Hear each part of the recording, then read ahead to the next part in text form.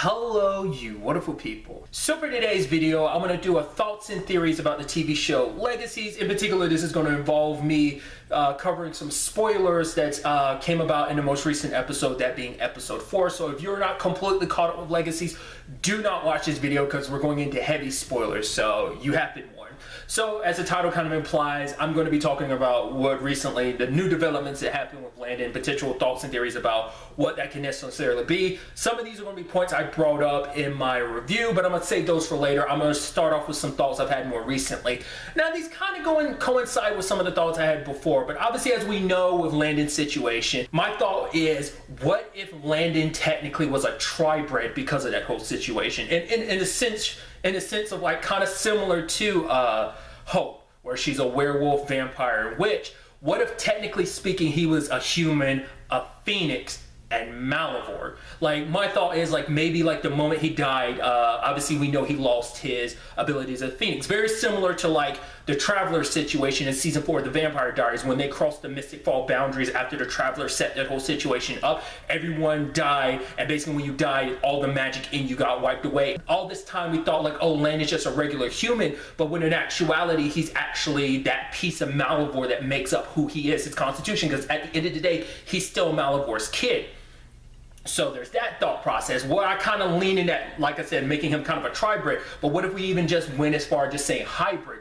What if in the moment of him being a phoenix and he died, the magic that made him a phoenix disappeared from his DNA, but all that was left was him as Malivore? Because we don't know how that whole situation works. So like I said, there might have always been a piece of Malivore in him that just happened to now come to the surface because he's no longer a phoenix. Because Landon hasn't subsequently died since he came back. You know, I mean, which makes sense because he's no longer a phoenix, so it's like nobody wants to test that theory. So these current circumstances might have tested that, because my running thought at the time, and even Landon was saying like, maybe what's happening with me, granted before what happened at the end of the episode, was him suggesting maybe these changes in me is because Malivore, you know, became one with me. So now, but I'm wondering if maybe these changes to Landon predated Malivore becoming a part of him, because technically Malivore's always been a part of him, it's just never been accessible to him till now. So that's one current theory like I've kind of had running in my head.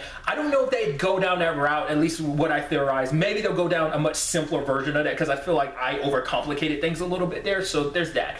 But the theories I had, you know, when I was watching the episode kind of still follow along those lines to a certain extent, because, and it's something I brought up that kind of confused me, because like the way the prison dimension works, it seems like it will return you to the previous state you were in when you died, and that's what confused me. Landon was fused with Malivore when he died, yet when he came back, that's why I talked about this in the review, the entire time I thought, oh, that's actually Malivore, and Malivore is actually in Landon's, Malivore is taking over Landon's body, and Landon's actually inside of Malivore. That's what I thought. I guess it still could be, but with the way things currently are, I don't think that's the situation. Maybe Malivore kind of breaks the boundaries, because whereas the prison dimension is kind of a dimension on its own, let's not forget Malivore himself is a dimension, so it's a dimension within a dimension, so it's like maybe he's able to kind of break the rules, so what typically applies in a prison dimension doesn't apply to him. But I mean, maybe technically that's how this whole thing works, where it's like, hey, you end up reverting back to your original state. So his original state, maybe his original state existed outside of that world, but maybe it kind of purges any changes to. Like, that's why I'm like, why would the prison world necessarily do that? Because I guess the state of what Malivore is makes it so that you can separate. I don't know. Maybe this aspect of, you know, it's like I said, this still coincides with my initial thought to a certain extent. If that were the case, like maybe when it removed Malivore and returned everybody to their quote-unquote original states of what you kind of are, your true essence. In Hope's case, she's a tri-bred through and through. So maybe in Landon's case, it reverted him back to his truest nature, that being a child of Malivore. So like that's who he is at his essence. So maybe maybe it wasn't necessarily dying and being brought back, you know, by the necromancer like before, maybe just dying in his essence and coming back inside of a prison dimension manifested him in his truest state as, you know, a child of Malivore. Like I said, I'm most likely like overcomplicating this, but those are just kind of my current thoughts. And so, but then another thing is, this could always be like a potential trap by Malivore, because maybe Malivore wanted to get back at both Hope and Landon. Landon for being the rebellious child of not just accepting being my vessel, but also Hope because she's the tri-bred. Maybe he was even hoping that by making like mixing like Landon and Hope, that basically some byproduct could come about to be a resistance. So like if something was born from the tri-bred that's supposed to be poisonous to Malivore and Malivore himself, if a child could be, or at least something can be born from that, then it would have the immunity of the tri-bred, and Malivore would probably want to get that. So maybe it was kind of like a necessary sacrifice of something could potentially happen to Landon, but by doing that, like you're able to like guarantee that something can be born from them that leads to that. I don't know. Because part of me is wondering like why it waited till now. Part of me was like, because obviously Landon and Hope have kissed before because it's in her blood. So it's like, so part of me would assume like the exchanging of fluids from kissing would be enough to kick. So it's like, why now?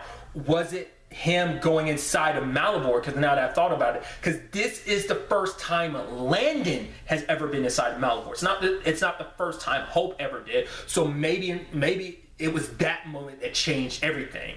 Maybe up to that point Landon was okay until he went inside of Malivore, and being inside of Malivore, maybe in that moment either a piece of Malivore took a trip with him, or maybe it's just kind of like, hey, this is kind of where you're meant to be, and it kind of like assimilated with him to a certain extent, so he became a lot more Malivore. I still kind of go along with my thought process that I think Landon and Hope are still inside a prison world right now. Maybe they're back in reality, we'll find out soon enough, but I think they're still in a prison world, and so when Landon dies potentially at the end of episode 4, I think he's actually in actuality going to come back to life, because it's going to be like, wait, we're in a prison world, so I'm not dead. But I think this will prevent him and Hope from ever being together, because she will literally be, as the metaphor I use, kind of making a comparison to Smallville. I won't go back through the process of repeating it, but essentially she becomes his kryptonite. So we'll kind of have to, see whether that is the case. Like I feel like it's going to end up being something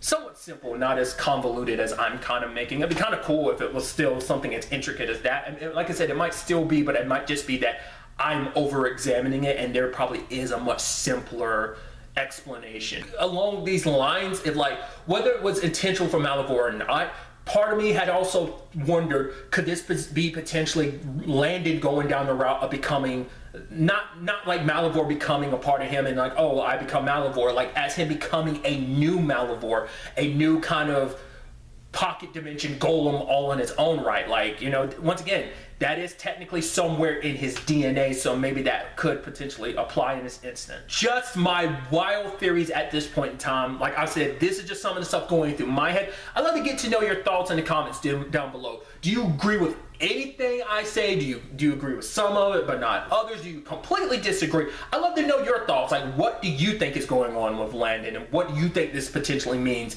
in the long run? I'd love to get to know your thoughts. Really, that's all I'm going to talk about. Till the next time we meet, be happy, be safe, live life to the fullest, and enjoy it. Good day and goodbye.